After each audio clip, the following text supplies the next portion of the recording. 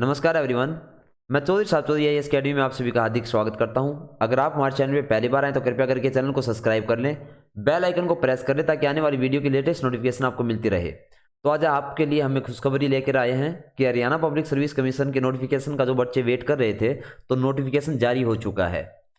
तो डेट कब जारी हुआ है नोटिफिकेशन आपका? 26 फरवरी को आपका नोटिफिकेशन जारी हुआ है। और आपका जो फॉर्म अप्लाई कब से होना स्टार्ट होंगे तो 3 मार्च से आपके जो है फॉर्म अप्लाई होना स्टार्ट हो जाएंगे। अगर क्लोजिंग डेट की अगर हम बात करें तो क्लोजिंग डेट क्या रखी गई है? तो 2 अप्रैल तक आपको जो क्लोजिंग डेट आपकी 2 अप्रैल है। आप 3 मार्च से लेकर 2 अप्रैल तक आप फॉर्म अप्लाई कर सकते हैं।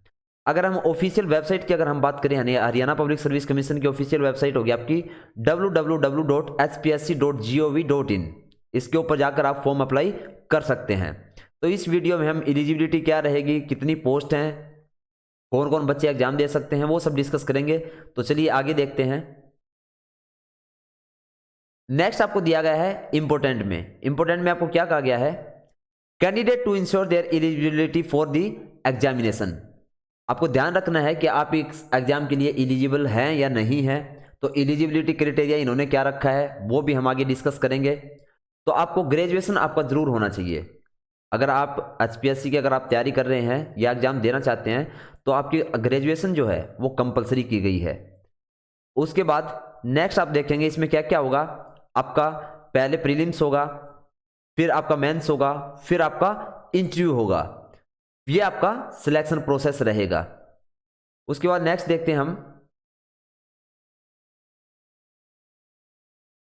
अगला कहा गया है कि हाउ टू अप्लाई, कि हम अप्लाई कैसे कर सकते हैं। तो आप अप्लाई कैसे कर सकते हैं? जो आपकी ऑफिशियल वेबसाइट जो होगी http तो hpsc.gov.in पे जो आपकी वो आपकी ऑफिशियल वेबसाइट है और उसके ऊपर आप जाकर अप्लाई कर सकते हैं। अप्लाई कब तक कर सकते हैं आप?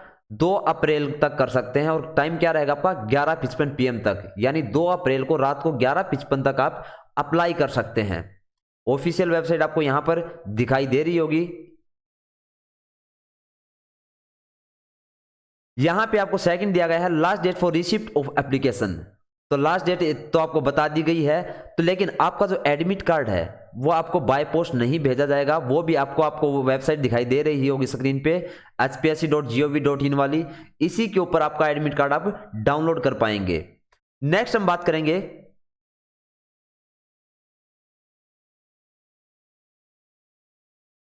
नेक्स्ट आपको दिया गया है facilitation counter for guidance of candidates. तो यहां पर आप क्या देखेंगे? यहां पे आपकी वैकेंसी की अगर हम बात करें तो वैकेंसी आपकी कितनी दी गई है? वैकेंसी आपकी 156 है। तो इसमें पहला आपको दिया गया है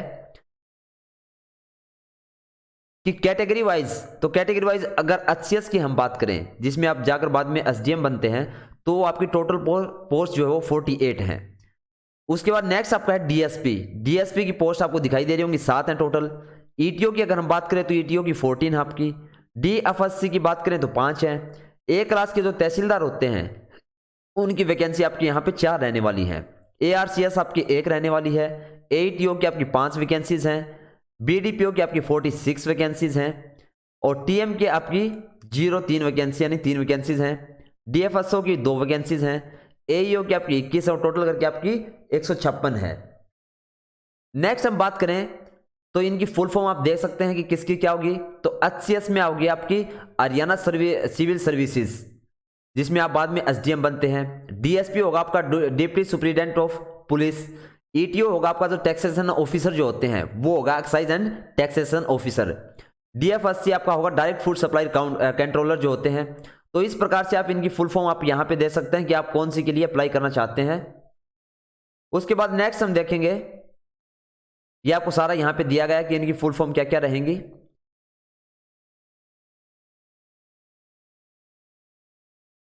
अब यहां पे आपको क्या दिया गया है नोट 2 में? नोट 2 में आपको दिया गया है the post of HCS executive branch are of group A. जो आपके HCS एग्जीक्यूटिव ब्रांच की जो होंगी ना वैकेंसी 48 जो है वो आपकी A ग्रुप की रहेंगी और बाकी जितनी भी आपकी वैकेंसीज होंगी वो आपकी B ग्रुप की रहेंगी। उसके बाद ज्यादा इसमें और कोई ऐसा इंपॉर्टेंट नहीं है। उसके बाद हम नेक्स्ट देख लेते हैं कि इंपॉर्टेंट जो होगा वही बताएंगे। उसके बाद में नेक्स्ट आपका इंपॉर्टेंट जो है आपका वो है डेट एग्जाम की। सॉरी, तो आपको यहाँ पे पहले दिया गया कि प्रीलिमिनरी एग्जामिनेशन जो प्रीलिम्स होगा एचसीएस का वो आपका कब हो सकता है, तो मई या जून में हो सकता है। दूसरा आपका मेंस की अगर हम बात करें तो मेंस एग्जाम आपका कब हो सकता है, तो आपका हो सकता है अगस्त 2021 में। और यहां पे आपको कह दिया गया है कि ये टेंटिव है, यानी कि अभी कुछ कंफर्म नहीं है डेट। उन्होंने दे दिया कि मई और जून में आपका प्रीलिम्स हो सकता है और मेंस आपका अगस्त में हो सकता है, लेकिन अभी तक कंफर्म नहीं है। एचसीएस ने सिर्फ अभी ये कहा है कि मई और जून में एग्जाम हो सकता है और मेंस का आपका अगस्त में हो सकता है। अगर पर्सनैलिटी टेस्ट और वाइवोस की बात करें हम, तो ये अनाउंस बाद में होगी डेट, क्योंकि पहले आपका प्रीलिम्स होगा, फिर आपका मेंस होगा, तब जाके आपका पर्सनैलिटी टेस्ट आता है, जिसको हम इंटरव्यू बोलते हैं।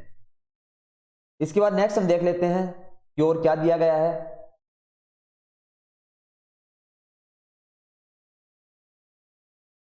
यहां पे आप 9 देखेंगे हम टॉपिक प्लान ऑफ एग्जामिनेशन। तो प्लान ऑफ एग्जामिनेशन में आपको क्या कहा गया है कि आपके जो प्रीलिम्स होता है उसमें आपके 2 एग्जाम होंगे, पेपर 1, पेपर 2। पेपर 1 क्या होगा आपका जनरल स्टडीज का होगा और कितने नंबर का होगा, 100 नंबर का होगा। दूसरा आपका पेपर 2, पेपर 2 आपका होगा CSAT, जिसको हम शॉर्ट फॉर्म बोलते हैं, और सिविल सर्विस एप्टीट्यूड जिसकी फुल फॉर्म है, वो भी आपका 100 नंबर होगा। फिर आपको क्या कह दिया गया है कि both the question paper shall be objective type, यानी कि जो दोनों जो पेपर होंगे आपके जनरल स्टडीज और आपका जो सिविल सर्विसेज एप्टीट्यूड टेस्ट जो है प्रीलिम्स का, ये दोनों ही आपके एमसीक्यू रहेंगे। नेक्स्ट आ गया है both the question paper shall be, यानी आपका हिंदी और इंग्लिश आपका दोनों ही लैंग्वेज में आपका पेपर होगा। उसके बाद नेक्स्ट आपका जो आपका पेपर नंबर 2 जो रहेगा, पेपर नंबर 2 आपका सिर्फ और सिर्फ क्वालिफाइंग रहेगा। आप पॉइंट नंबर 4 दे सकते हैं यहाँ पे कि आपका जो एप्टीट्यूड टेस्ट जो आपका वो सिर्फ और सिर्फ आपका क्वालिफाइंग रहेगा 33% मार्क्स से।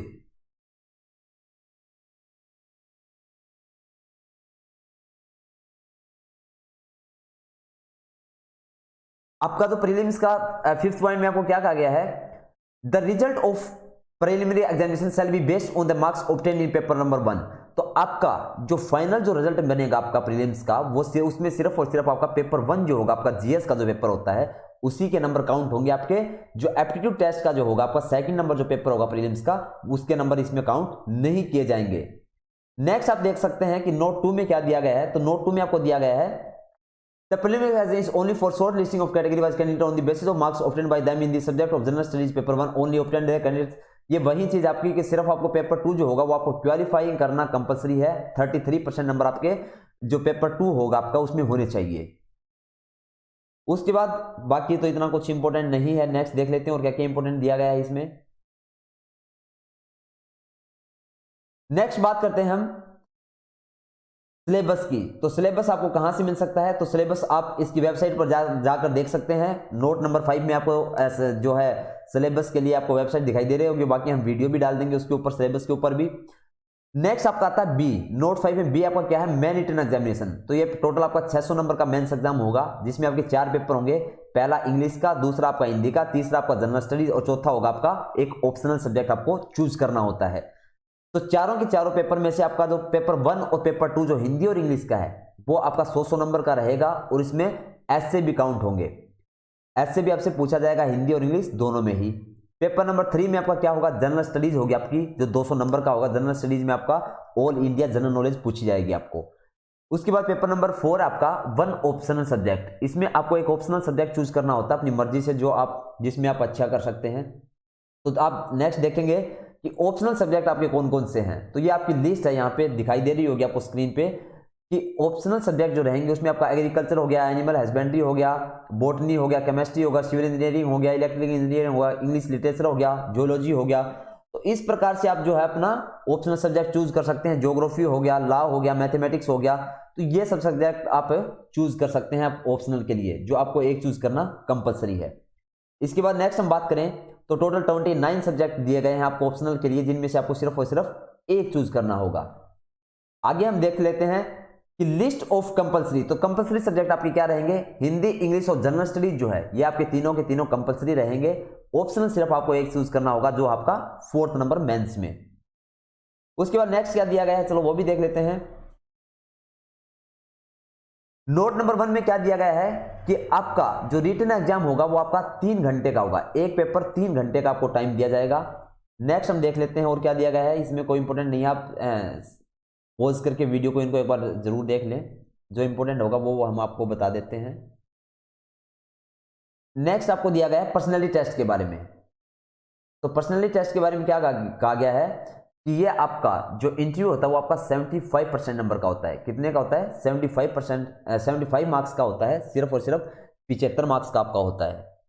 और आपका जो फाइनल रिजल्ट जो बनता है उसमें नंबर आपके काउंट होते हैं। प्रीलिम्स के नंबर उसमें कभी काउंट नहीं होते, उसमें आपके मेंस के और आपका जो इंटरव्यू होता है उसी के नंबर सिर्फ काउंट होते हैं। ये आप यहाँ पर देख सकते हैं, ये आपकी पोस्ट रहेंगी, आप इनको देख लीजिएगा, ये हम नहीं करवाते। एलिजिबिलिटी की बात करें तो कौन कौन एग्जाम दे सकता है? Citizen of India, subject of Nepal के लोग और भूटान के भी दे सकते हैं, ये आप स्क्रीन पे देख लीजिएगा। बाकी और उसके बाद नेक्स्ट हम देख लेते हैं और क्या दिया गया। एज लिमिट की अगर हम बात करें तो एज लिमिट में क्या कहा गया है? The candidate should be not be less than 18 years and not more than 40 years of age. DSP को एक्सेप्ट कहा गया है कि डीएसपी की पोस्ट को छोड़कर अगर आप अप्लाई करना चाहते हैं तो आपकी एज कम से कम 18 साल होनी चाहिए और ज्यादा से ज्यादा आपकी 42 साल होनी चाहिए। और दिया गया है यहां पे before 1/1/2021 for the post of DSP candidate should not be less than 18 years and not more then. अगर डीएसपी की पोस्ट के लिए आप अप्लाई करना चाहते हैं तो कम से कम आपकी 18 एज होनी चाहिए और ज्यादा से ज्यादा आपकी 27 ईयर एज होनी चाहिए। यहाँ पे एज रिलैक्सेशन की अगर हम बात करें तो एज रिलैक्सेशन भी दी गई है, 5 ईयर्स है, मोस्टली सभी में 5 ईयर्स है। ये जो है एज रिलैक्सेशन ये सिर्फ और सिर्फ हरियाणा के लोगों को मिलेगी। बाकी अगर कोई भी अप्लाई करना चाहता है किसी अदर स्टेट का तो उनको ये एज रिलैक्सेशन नहीं दी जाएगी। तो एक बात और ध्यान रखने योग्य है कि बाहर का कोई भी अगर बच्चा अप्लाई करता है किसी दूसरे स्टेट का हरियाणा में तो उनकी जनरल में ही उनको काउंट किया जाएगा, भले ही वो ईडब्ल्यूएस हो उनके पास, चाहे कुछ भी हो, चाहे किसी भी शेड्यूल कास्ट से बिलोंग करते हो, लेकिन हरियाणा में अगर आपको एग्जाम देना है तो आप यहाँ पे जनरल में ही काउंट होंगे। फिर हम बात करते हैं यहां पर एज पर Haryana police service rule 2002 physical standard for deputy superintendent यानी डीएसपी के लिए जो है भाई क्राइटेरिया रख दिया गया है। किसके लिए? यहां पे आपको फिजिकल के लिए मेल की अगर हम बात करें डीएसपी पोस्ट के लिए आपकी हाइट जो है वो 5.7 इंच होनी चाहिए। अगर सेंटीमीटर की बात करें तो 170.18 सेंटीमीटर आपकी हाइट होनी चाहिए। यहाँ पे लड़कियों के लिए भी हाइट रखी गई है। लड़कियों की हाइट कितनी होनी चाहिए?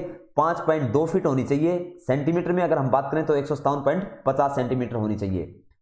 यहाँ पे लड़कों को जो है चेस्ट दी गई है तो आपकी 83.82 सेंटीमीटर चेस्ट होनी चाहिए। एक्सपेंशन के बाद आपकी 87.63 सेंटीमीटर होनी चाहिए। उसके बाद नेक्स्ट हम देख लेते हैं और क्या दिया गया है।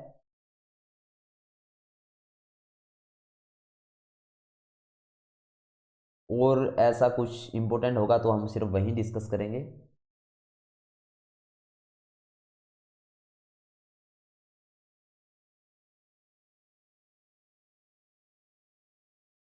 हाँ, अब बात करते हैं फीस के बारे में। तो फीस के बारे में क्या कहा गया है? तो फीस के बारे में कहा गया है कि जो मेल कैंडिडेट जो होंगे उनके लिए 1000 रुपये फीस रखी गई है जो जनरल कैटेगरी के होंगे। दूसरा आपकी अगर फीमेल की बात करें तो फीमेल के लिए यहाँ पर आपकी फीस रखी गई है 250 रुपये फीस रखी गई है लड़कियों के लिए। और मेल और फीमेल कैंडिडेट जो 80 शेड्यूल कास्ट के जो हैं या ईडब्ल्यूएस जिनके पास है तो उनकी फीस जो है वो 250 रखी गई है। चौथा आपका जो डिसेबिलिटी है जिनके अंदर उनकी कोई भी फीस नहीं है। यहाँ पर जो हैंडीकैप जो हैं उनके लिए यहाँ पर फीस नहीं रखी गई है। नेक्स्ट आपका हाउ टू अप्लाई कहाँ पर कर सकते हैं आप? तो आपको वेबसाइट दिखाई दे रही होगी स्क्रीन पे, इस पे जाकर आप अप्लाई कर सकते हैं। हम वीडियो भी डाल देंगे कि आप अप्लाई कैसे कर सकते हैं, कैसे आपका फॉर्म जो है वो फिल किया जाएगा। सॉरी। बाकी और देख लेते हैं अगर कुछ इंपॉर्टेंट रहा तो। बाकी ऐसा कुछ भी इंपॉर्टेंट और इसमें नहीं दिया गया है आपके सिलेबस के ऊपर। और बाकी एक वीडियोज हम और डाल देंगे इसके ऊपर जिसमें सिर्फ और सिर्फ आपको जो इंपॉर्टेंट चीज़ हैं वही समझाई जाएंगी। तो नोटिफिकेशन आप देख सकते हैं। अच्छे से सभी तैयारी करें। अगर आप तैयारी करना चाहते हैं स्टेट पीसीएस की तो जनरल स्टडीज़ का जो पेपर है उसकी तैयारी हम लोग करवाएंगे। तो आप हमारे चैनल में जाके वहाँ पे देख सकते हैं। बाकी मैं अदर चैनल के हमारे लिंक शेयर कर दूंगा तो वहाँ से आप चैनल को सब्सक्राइब कर लें। तो ये आपका नोटिफिकेशन इसी के साथ इतना ही दिया गया है इसमें। तो आप ये ज़रूर देख लें नोटिफिकेशन और सभी मन लगाकर अच्छे से तैयारी करें। नेक्स्ट वीडियो हम जल्द लेके आएंगे जिसके अंदर आपको समझाया जाएगा कि कौन कौन से आपके एग्ज़ाम जो हैं इंपॉर्टेंट रहेगी, क्या क्या चीज़ें आपकी रहेंगी, क्या एलिजिबिलिटी रहेगी, वो सब आपको एक स्पेसिफिक वीडियो बनाकर उसमें अच्छे से और भी समझा दिया जाएगा। तो मिलते हैं नेक्स्ट वीडियो के साथ, तब तक के लिए बाय बाय।